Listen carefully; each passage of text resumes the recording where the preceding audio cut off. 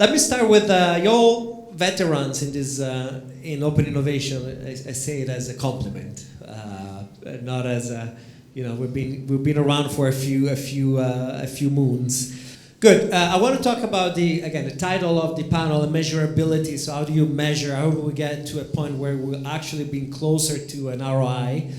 But before that, just to make it practical, I would ask you to give one or two examples of a real deliverable that you or your team has brought over to the to the headquarters. I'll start. Okay. Example, and then through the example I tell you also the three things that we measure when it comes to measuring the impact of innovation into our group. A couple of years ago, of course, like energy transition and all of that, there's a lot to do as well with energy storage. Energy storage that is not just lithium batteries, those are okay, there's the cars, there's vehicle to grid, there's all of that, but we started to look into several different other opportunities into the energy storage at grid scale. We looked into all of our hubs and we discovered an opportunity for a thermal energy storage in Tel Aviv. Actually, they're based outside of Tel Aviv, but it's an Israeli company. It's called Brand Miller Energy. We have been looking for a similar technology all over the world. We discovered them and several others. That's the job that we do with our innovation hubs. We brought them to the business line, global power generation in our case. We managed to support the startup in preparing all of the documentation, presentation, pitching and all of that to start a POC with our group. We started the POC about a year ago and now we are going at scale and they are getting a contract of several millions, I would say also in the dozens of millions, to scale this opportunity first in Italy and then all over the world with us. All over the world we'll see. Let's see how the next phase is going to happen in Italy, but we are already at a big scale with them. Three things that we measure here. The first one is how open we are to work with startups. So every year we have a KPI. It's not every month, it's every trimesters, but we do at the end of the year as well the biggest review of how many projects we do with startups. And we did with startups during that year. That doesn't tell you the impact of the project because you don't know if the project went well or not, but at least you know that by business line how open they are to actually work with startups and to work in open innovation.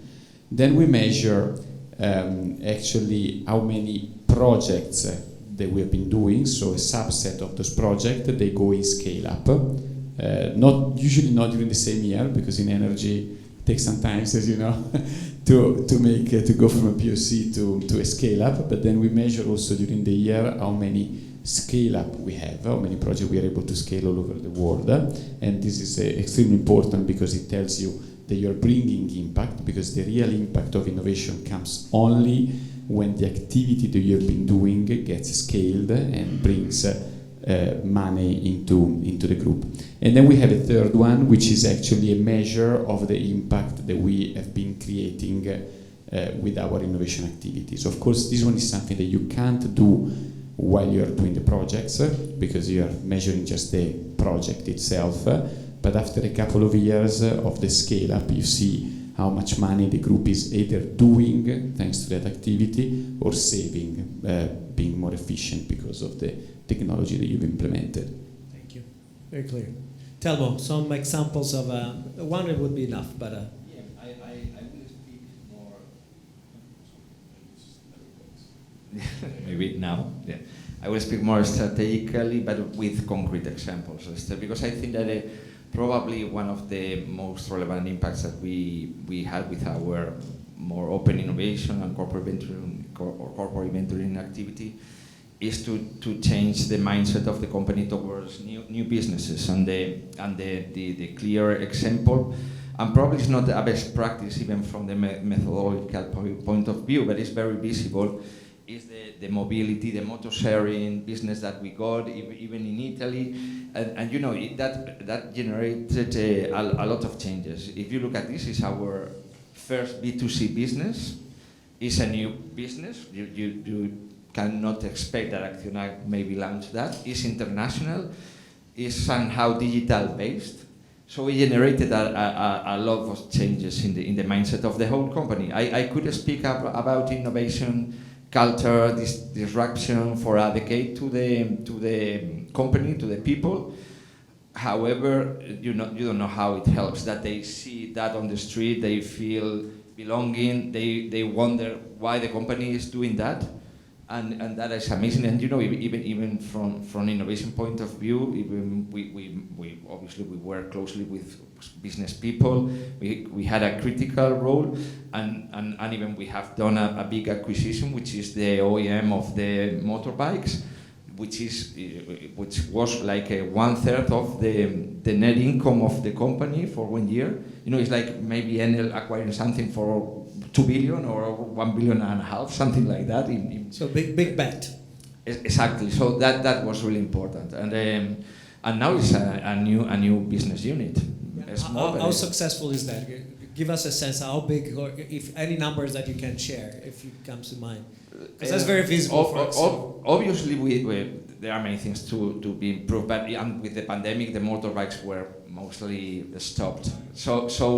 But you know, from the OPEX, from the operation point of view, we are close to the break-even. But it's true that from the CAPEX point of view, with 2 years of the motorbikes, the amortization, you are not able to reach that. But we have learned a lot.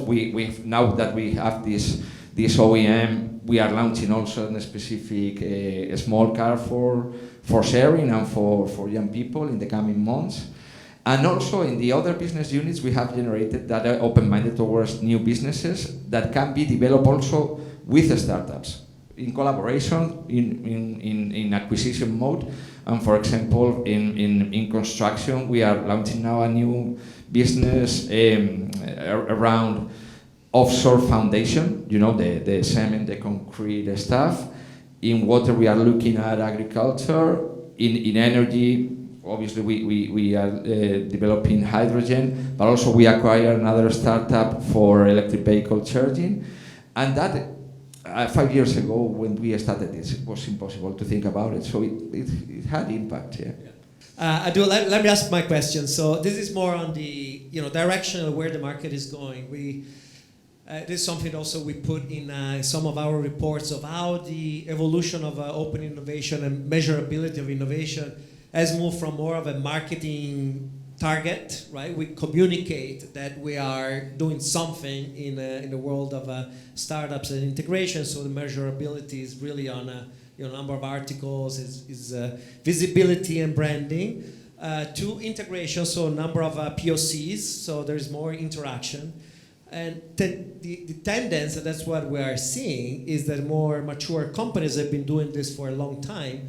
Now, really, the views from top management. So, really, the bottom line as to is actually, kind of playing with words, but top management want to see the impact of the investment either on a top line, so more revenues, or bottom line, so better efficiency. And that's where tendentially we think that the market is moving, which is for some companies maybe 10 years away, but essentially is part of the graduation of innovation, open innovation to the top of the funnel. In your world of reference, how far do you think this is from where your company is, and what would be what are the potential hurdles today to get to that very point? We know it's complicated. We know a lot of we're pretty sure that a lot of management companies will be starting working on that. Really, how to measure really from a total investment across the lines of open innovation that may not include a CVC or venture building, whatnot. So, and all the different measures. How far do you think from your world of reference are we from measuring that top line and bottom line impact? In order, just pick your, if you have a... Maybe I'll just make a quick comment and then pass the mic. So we are already measuring top line impact, not as I've mentioned throughout. I think for us, our homework is actually on venture clients. I think that is like something that's increasingly being talked about even among the CVC community. So is like so really pushing through the procurement angles as well. So not only on the top line, but also on the bottom line. So for us, I would say that's my homework. It's my next step. In terms of time frame, it's culture change. So at the end, it's like, do we have the right process, like on buying from startups? Like, can we change the mindset of like you never get sued if you buy from IBM? So that type of traditional big company mentality. So I'd say that we've already started doing that. We know that there are always advocates. That find your allies within the companies who are like slightly in an area that can take slightly more risk and be able to expand from there. No, to say from that perspective, I would say 2-3 years probably. Well, so I'm impressed. Just to finish, how do you measure the top line? So the impact of all the activities to your revenues. Because I run an investment program. Right, so in a way, like all our investments are, this is just accounting, like financially showing up on our balance sheets as a financial investment. So every now and then we do need to reflect the market value of those investments. So that's somewhat easier than something just pure. It's very quantifiable in that sense. Yes. Yeah. Well, I can give